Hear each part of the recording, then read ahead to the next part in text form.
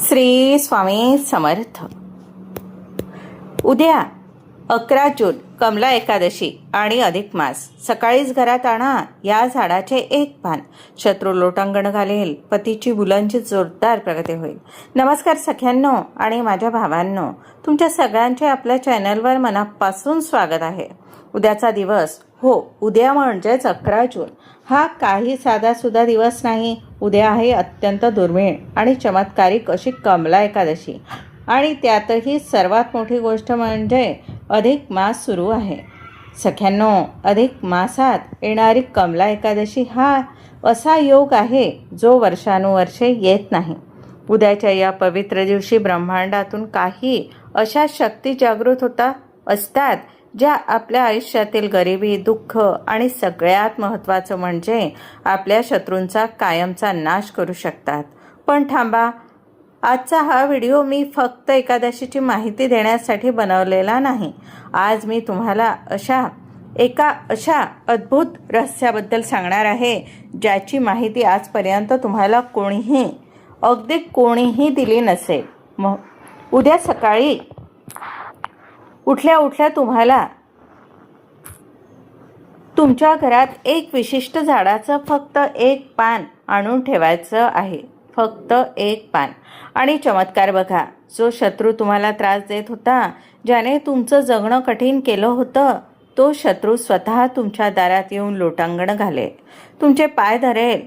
ते झाड कोणतं आहे, ते पान घरात कसं आणायचं आणि त्याचा वापर कसा करायचा हे मी तुम्हाला या व्हिडिओमध्ये पुढे अगदी सविस्तर सांगणार आहे.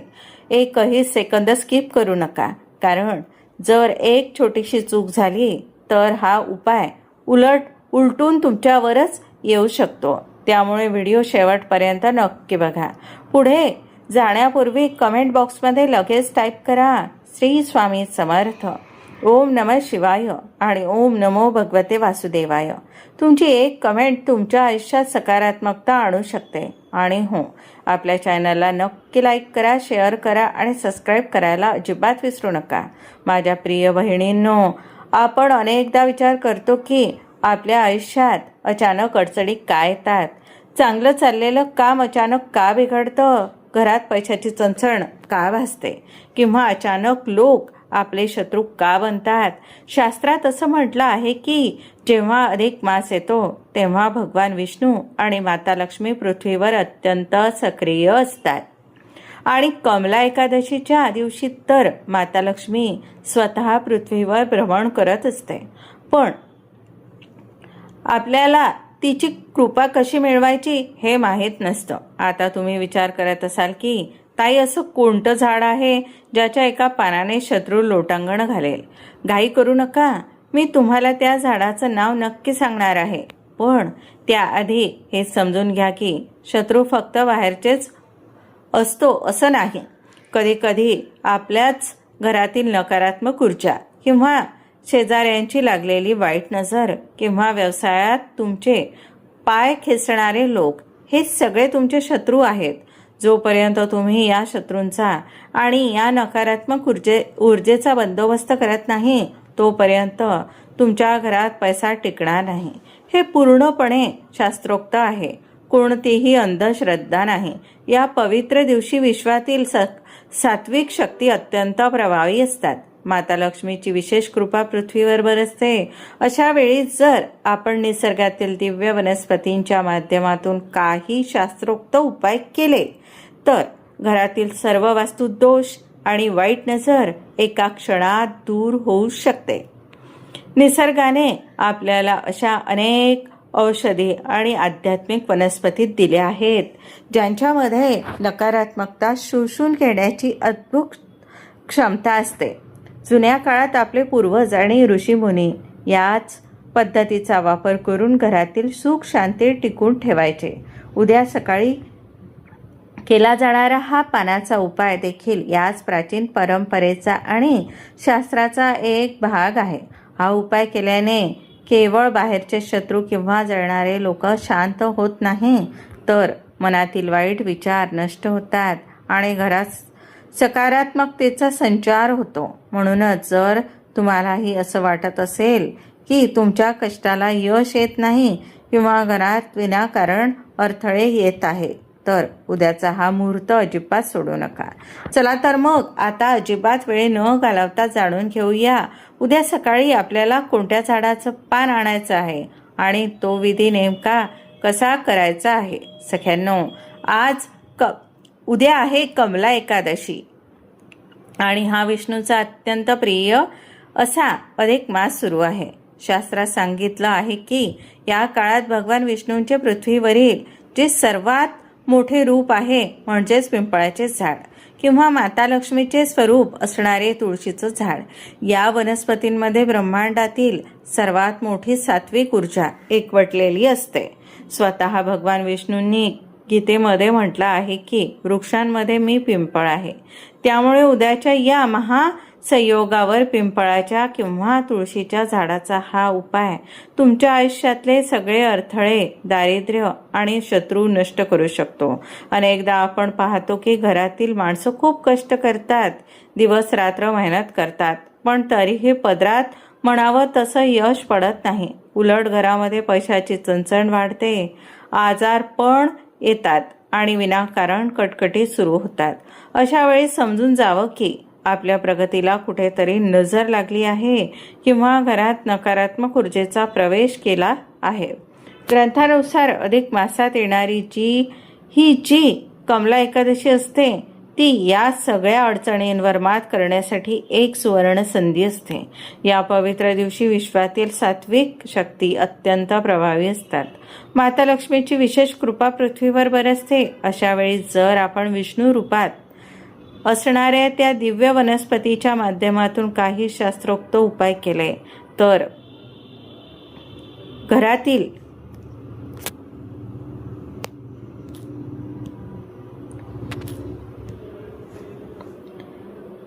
सर्व वास्तु दोष, गरिबी आणि वाईट नजर एका क्षणात दूर होऊ शकते. निसर्गाने आपल्याला अशा काही आध्यात्मिक वनस्पती दिल्या आहेत ज्यांच्यामध्ये नकारात्मकता शोषून घेण्याची आणि शत्रूची बुद्धी पलटण्याची अद्भुत क्षमता असते. जुन्या काळात आपले पूर्वज आणि ऋषीमुनी याच गुप्त पद्धतीचा वापर करून घरातील सुख शांती टिकून ठेवायचे. उद्या सकाळी केला जाणारा हा पानाचा उपाय देखील याच प्राचीन परंपरेचा आणि शास्त्राचा एक भाग आहे. हा उपाय केल्याने केवळ बाहेरचे शत्रू किंवा जळणारे लोक शांत होत नाहीत तर मनातील वाईट विचार नष्ट होतात, अडकलेला पैसा परत मिळतो आणि घरात सकारात्मकतेचा संचार होतो.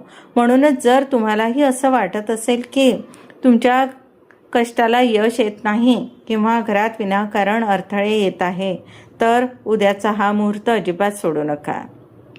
चला तर मग अजिबात वेळ न वाया घालवता जाणून घेऊया उद्या सकाळी आपल्याला नेमकं करायचं काय आहे आणि तो विधी कसा करायचा आहे. माझ्या प्रिय बहिणींनो, माझ्या भावांनो, आता आपण त्या मुख्य उपायाकडे, त्या महाविधीकडे वळणार आहोत ज्याची तुम्ही सगळेजण अगदी उत्सुकतेने आणि आतुरतेने वाट पाहत आहात. हा भाग ऐकताना घाई गडबड करू नका. शांत चित्ताने बसा. मनातले सगळे विचार बाजूला ठेवा आणि नीट ऐका. कारण हा उपाय जितका अचूक तितका शास्त्रोक्त पद्धतीने तुम्ही कराल तितकाच त्याचा प्रभाव तीव्र असेल, तितकाच त्याचा चमत्कार तुम्हाला तुमच्या डोळ्यांनी पाहायला मिळेल. उद्या 11 जून अधिक मासातील ही परम पवित्र कमला एकादशी. उद्या सकाळी तुम्हाला नेहमीपेक्षा थोडं लवकर उठायचं आहे. सकाळी सूर्योदयानंतर म्हणजेच साधारणपणे सकाळी 6 ते 9 या शुभ मुहूर्तावर तुम्हाला हा विधी करायचा आहे. सर्वात प्रथम स्वच्छ आंघोळ करा. शक्य असल्यास उद्याच्या दिवशी पिवळे किंवा लाल रंगाचे कपडे परिधान करा. कारण पिवळा रंग भगवान विष्णूंना अत्यंत प्रिय आहे. जसं मी तुम्हाला मगाशी सांगितलं, हा अधिक मास आहे ज्याला पुरुषोत्तम मास म्हणतात, जो साक्षात सृष्टीचे पालन करते भगवान श्री हरी विष्णूंचा महिना आहे. आता तुम्ही विचार कराल की विष्णूंचा सर्वात पवित्र वास कुठे असतो. आपल्या शास्त्रात स्पष्ट लिहिलं आहे की पिंपळाच्या झाडात साक्षात भगवान विष्णू, माता लक्ष्मी आणि सर्व देवी देवतांचा वास असतो. पिंपळाचे झाड हे केवळ एक झाड नाही तर तो साक्षात देवाचा पृथ्वीवरील आशीर्वाद आहे. उद्या सकाळी तुम्हाला तुमच्या घराच्या जवळ असलेल्या कोणत्याही एका पिंपळाच्या झाडापाशी जायचे आहे. पण जाताना रिकाम्या हाताने जाऊ नका. तांब्याच्या किंवा पितळेच्या तांब्यामध्ये शुद्ध पाणी घेऊन जा. त्या पाण्यामध्ये अगदी 1 थेंब गंगाजल, चिमूटभर हळद टाका. हा तांबा हातात घेऊन शांतपणे मनात विष्णूचे स्मरण करत पिंपळाच्या झाडापाशी जा. तेथे पोचल्यावर सगळ्यात आधी ते हळद मिश्रित पाणी पिंपळाच्या मुळाशी अत्यंत आदराने आणि मनोभावे अर्पण करा आणि पाणी घालताना मनात ओम नमो भगवते वासुदेवाय या मंत्र सुरू ठेवा. पाणी अर्पण केल्यानंतर त्या पिंपळाच्या वृक्षाला दोन्ही हात जोडून डोळे बंद करून नतमस्तक व्हा.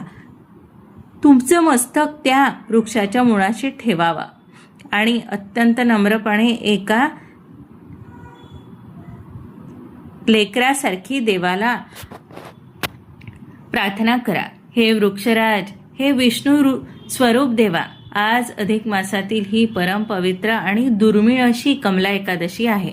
आज मी तुमच्या चरणी तुमच्या दारात आले आहे. माझ्या घरात जी काही गरिबी आहे, पैशाची चणचण आहे, जी काही भयंकर नकारात्मकता पसरली आहे आणि माझ्या पाठीमागे जे कोणी अदृश्य शत्रू लागले आहेत, जो काही बाधा दोष आहे, तो सगळा दूर करण्यासाठी मला आज तुमच्या एका दिव्य पानाची अत्यंत गरज आहे. हे देवा, तुमची ही शक्ती मी माझ्या संरक्षणासाठी घरी घेऊन जात आहे. कृपया मला आशीर्वाद द्या, माझ्यावर कृपा करा. अशी मनापासून प्रार्थना केल्यानंतर तुम्हाला त्या पिंपळाच्या झाडाचे फक्त 1 पान घ्यायचे आहे. पण सख्यांनो, इथे खूप मोठी काळजी घेण्याची गरज आहे.